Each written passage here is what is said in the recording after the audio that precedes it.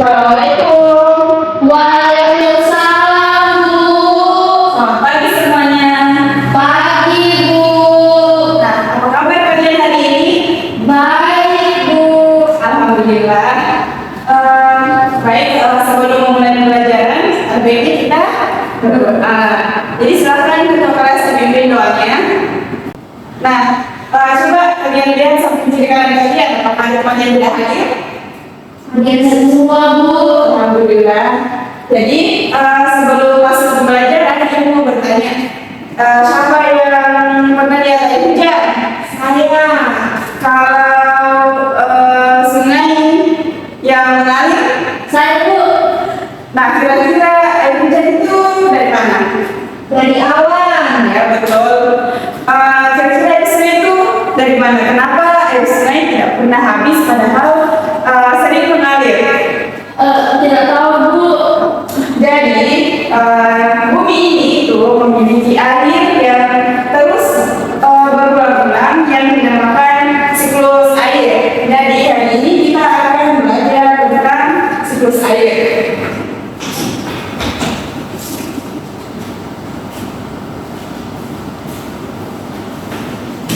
Nah, di sini ibu punya media pembelajaran tentang siklus air. Jadi nanti kalian secara berkelompok akan naik untuk melihat ya. Nah, ibu berharap setelah pembelajaran hari ini kita bisa bersama-sama paham tentang apa itu siklus air dan apa saja tahapan-tahapan di dalamnya. Jadi, siklus air merupakan pergerakan air secara terus-menerus dari bumi ke atmosfer dan kembali lagi ke bumi. Nah, ada yang bisa ulangi apa yang ibu tadi sebutkan? Saya, Bu. Ya, silahkan. Jadi siklus air itu pergerakan air yang terus-menerus melalui bumi dan atmosfer dalam berbagai keadaan, Bu. Ya, bagus. Nah, ada yang bisa ulangi apa yang tadi sebutkan? Saya, Bu. Ya, silahkan. Dari pengertian siklus air itu pergerakan air yang terus-menerus melalui bumi dan atmosfer dalam berbagai keadaan, Ibu. Ya, bagus sekali, Ibu. Terima kasih, Bu. Nah, jadi selanjutnya Ibu akan membagi kalian menjadi dua kelompok. Ini kelompok pertama, dan di sini kelompok kedua. Oke, jadi tugas kalian itu kalian harus bekerja sama bersama kelompok kalian untuk menggambar media yang ada di dekat ibu ini. Paham? Paham, Bu. Lihat. Wah, bagus sekali gambarnya Ibi. Terima kasih, Bu. Lihat. Wah, bagus sekali gambar kalian. Jadi ibu senang melihat gambar kalian yang kalian kerjakan secara bersama-sama. Terima kasih, Bu. Nah, jadi siklus air itu ada beberapa tahapan. Yang pertama itu evaporasi atau penguapan, yang kedua kondensasi, yang ketiga presipitasi atau hujan, dan yang keempat yaitu infiltrasi dan aliran permukaan. Nah, ada yang tahu apa itu evaporasi atau penguapan? Saya, Bu. Ya, silahkan. Jadi, Ibu, penguapan atau evaporasi itu proses panas matahari membuat air dari lautan, sungai, dan danau menguap menjadi air ke atmosfer, Ibu. Jadi, evaporasi adalah ya, silahkan. Jadi penguapan atau evaporasi adalah proses panas matahari yang membuat air dari lautan, sungai, dan danau menguap menjadi air ke atmosfer, Ibu. Nah, betul sekali. Jadi, evaporasi adalah nah, kan tadi temannya sudah menjelaskan tentang apa itu evaporasi. Selanjutnya ada yang bisa kasih contoh evaporasi dalam kehidupan sehari-hari itu seperti apa sih? Saya, Bu. Nah, silahkan. Contohnya pada saat kita menjemur pakaian basah di bawah sinar matahari, pakaian tersebut akan kering karena airnya menguap. Ya, betul. Nah, kan tadi temannya sudah memberikan pengertian tentang evaporasi.